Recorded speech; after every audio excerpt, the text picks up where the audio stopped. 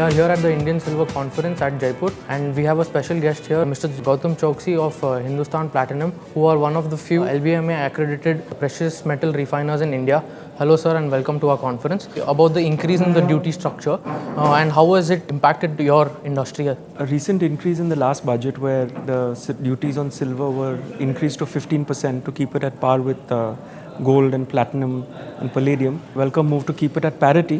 What's overlooked is the Indian industry for manufacturers of electrical contacts, inverted duty structure. What this means is silver electrical contacts can be imported at 7.5% import duty, and whereas the raw material, which is silver, is imported at 15%.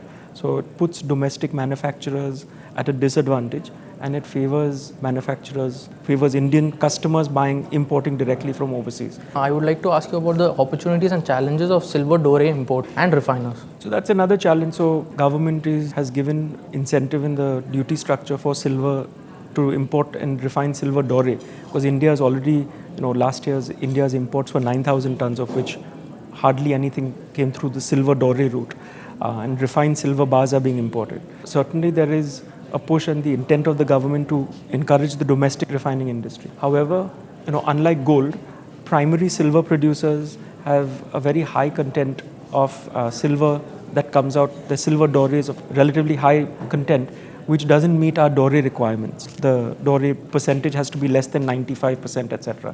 So I think again the government relook at the practical challenges of the industry. Gold may be different, but silver has its own nuances. If they align with that, I'm sure domestic refining industry can get a boost. So from the government point of view, what policy incentives do you look forward to? I think the policy incentive is already there. There is a benefit for silver refining, for doré refining.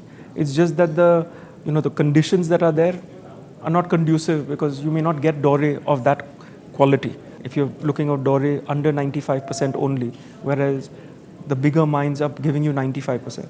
The other challenge that's there is for doré refining is, as you've seen right now, the last maybe few months, the domestic industry has been at a deep discount. What happens here, the challenge is, if we are having long-term contracts with mining companies and we're picking up doré on an annual basis, if the Indian market's at a discount, we cannot sustain, or we cannot keep buying and honoring those contracts, and which spoils the name for India, right? I mean, we can't do business at a loss. What the other option is something like IIBX, or something that these exchanges that they come up, and delivery from a good delivery refiner is encouraged to be, or is accepted on these exchanges, without the duty component.